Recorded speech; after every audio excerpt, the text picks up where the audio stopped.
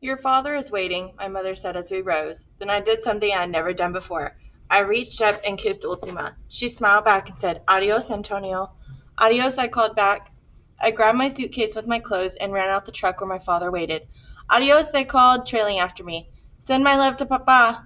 I will, I said, and the truck jerked away. My father smiled. Women take an hour saying goodbyes if you let them. I nodded, but I had to turn and wave for the last time. Deborah and Teresa had run after the truck. My mother and Ultima stood waving by the door. I think I understood then what Ultima said about things changing. I knew that I would never see them in that beauty of the early morning, bright sunlight again. It will be good for you to be on your own this summer, to be away from your mother, my father said as after we left the town and the truck settled down to the chugging along the dusty road to El Puerto. Why? I asked him. Oh, I don't know, he shrugged, and I could tell he was in a good mood.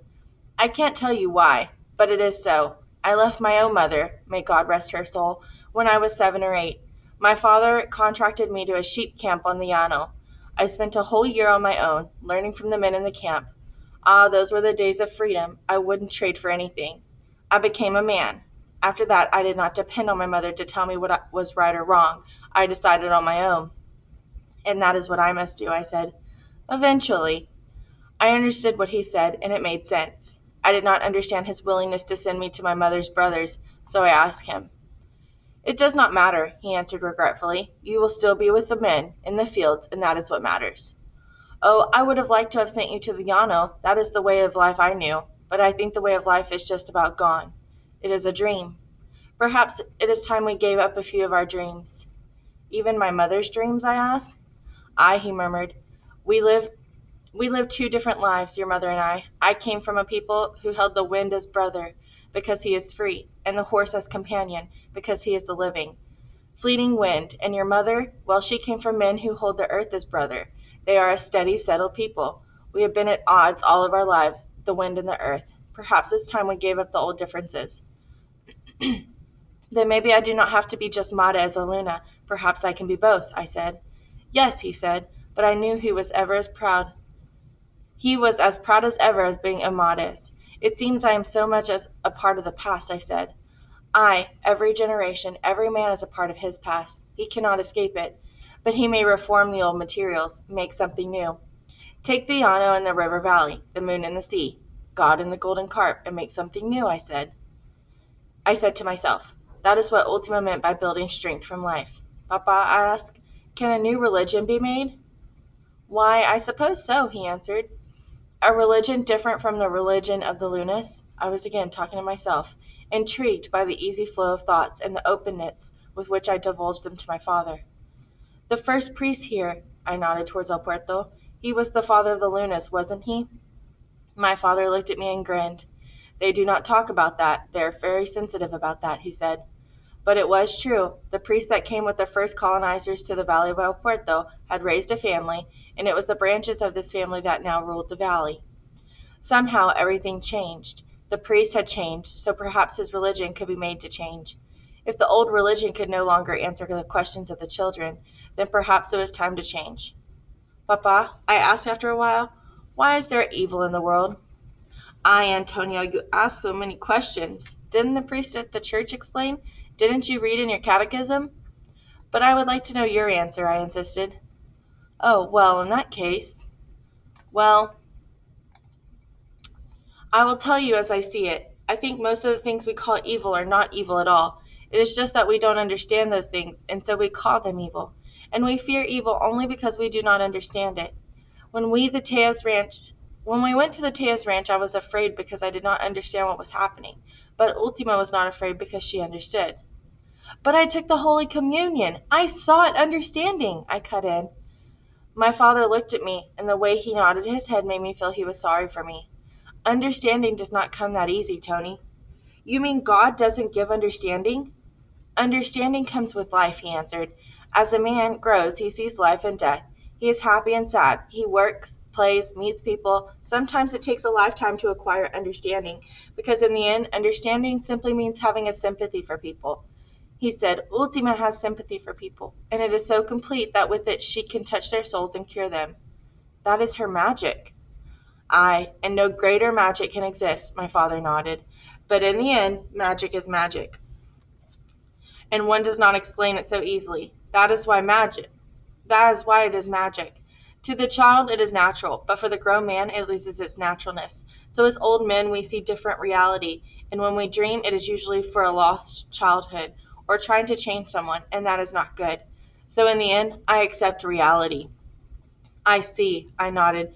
Perhaps I did not understand completely, but what he had said was good. I have never forgotten that conversation with my father.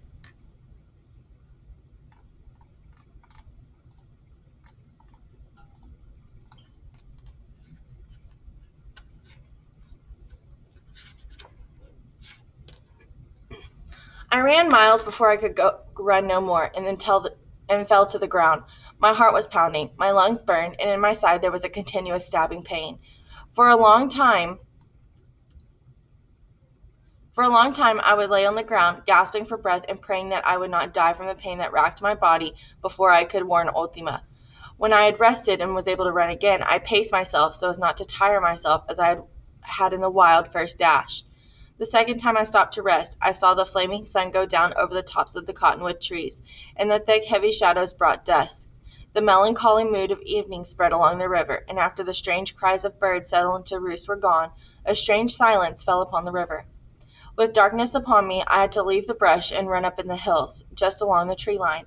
I knew that if I left the contour of the river, that I could save a mile or two, but I was afraid to get lost in the hills.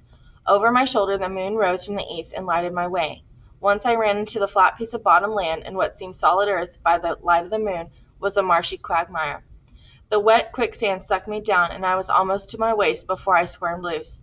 Exhausted and trembling, I crawled onto the solid ground. As I rested, I felt the gloom of night settle on the river. The dark presence of the river was like a shroud, enveloping me, calling to me. The drone of the griots and the sigh of the wind in the trees whispered the call of the soul of the river. Then I heard an owl cry its welcome to the night, and I was reminded again of my purpose. The owl's cry reawakened Tenorio's threat. This very night I will avenge the death of my 2 daughters. It is the owl that is the spirit of the old witch. It was true that the owl was Ultima's spirit. It had come with Ultima, and as men brought evil to our hills, the owl had hovered over us, protecting us. It had guided me home from Lupito's death.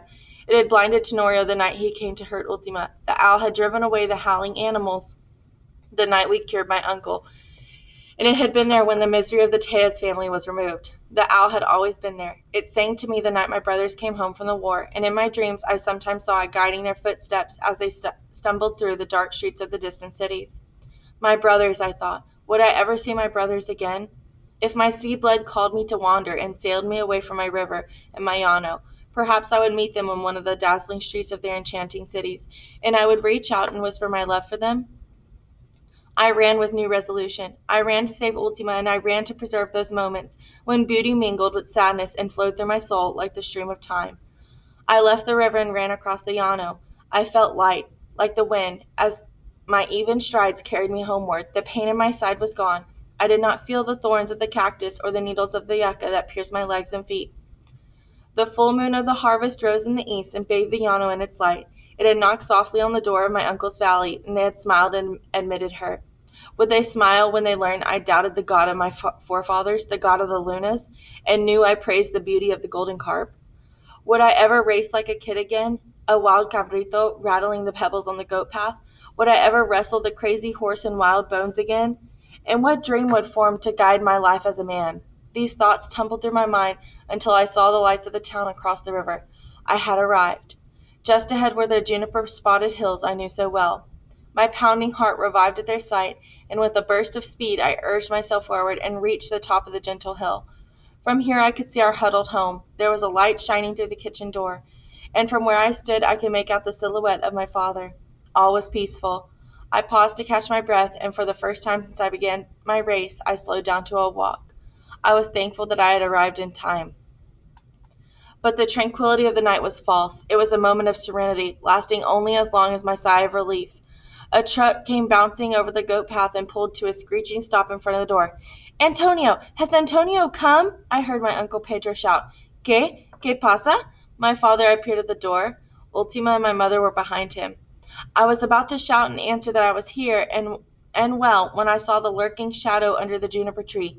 "Aquí!" I screamed. "Tenorio is here!" I froze as Tenorio turned and pointed his rifle at me.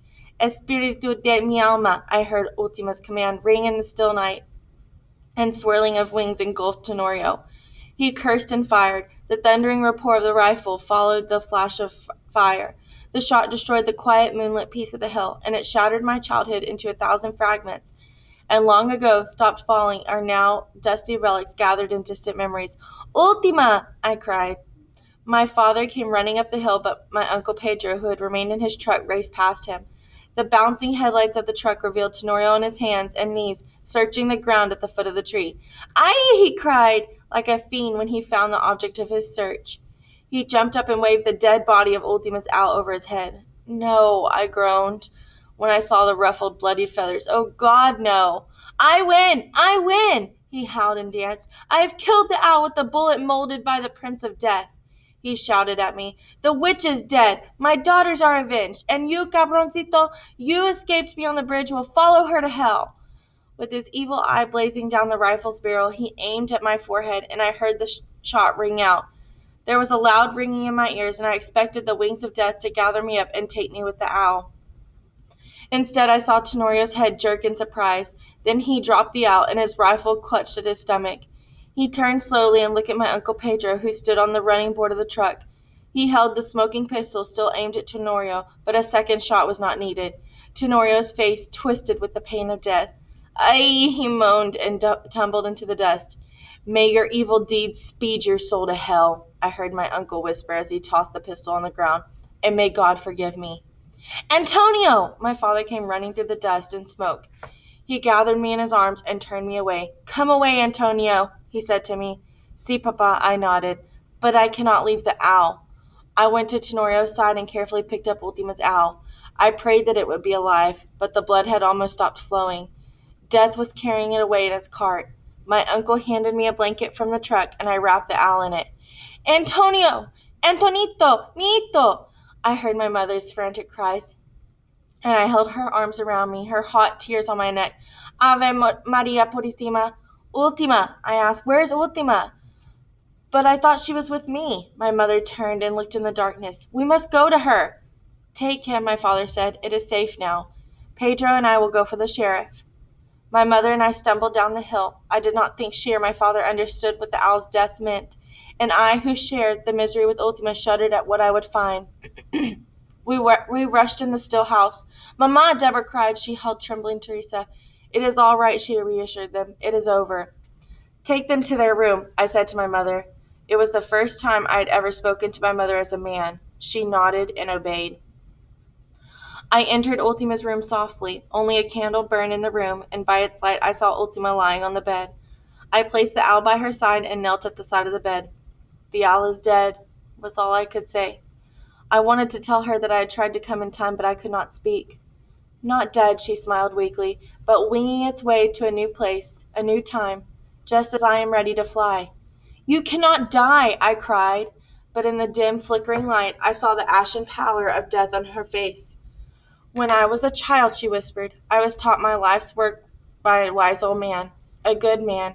He gave me the owl, and he said that the owl was my spirit, my bond to the time and harmony of the universe." Her voice was very weak, her eyes already glazed with death.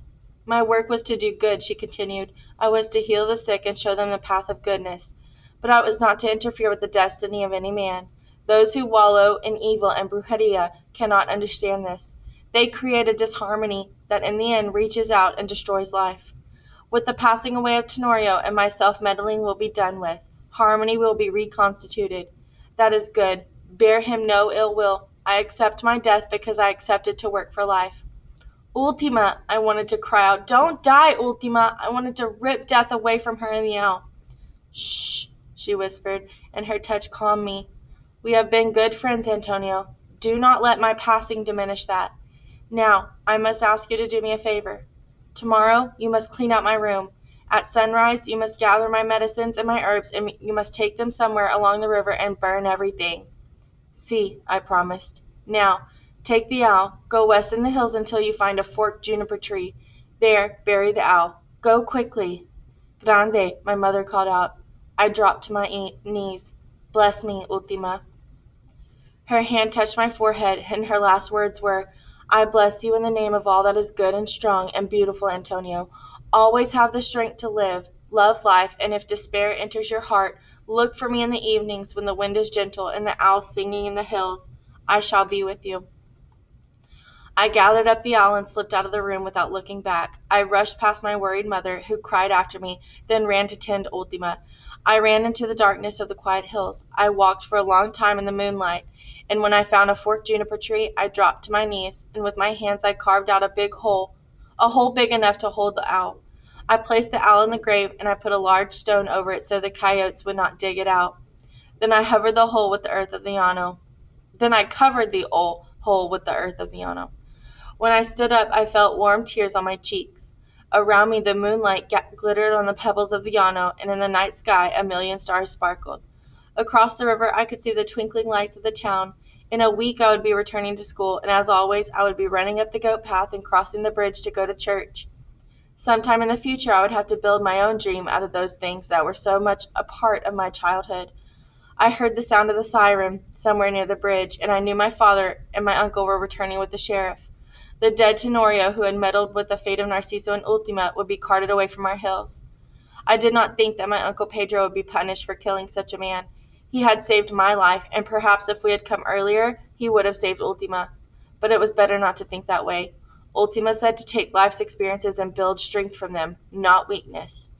Tomorrow, the women who came to mourn Ultima's death would help my mother dress her in black, and my father would make a fine pine coffin. The mourners would bring food and drink, and at night there would be a long velorio, the time of her wake. In 2 days, we would celebrate the Mass of the Dead, and after the Mass, we would take her body to the cemetery in Las Pasturas for burial. But all that would only be the ceremony that was prescribed by custom. Ultima was really buried here tonight.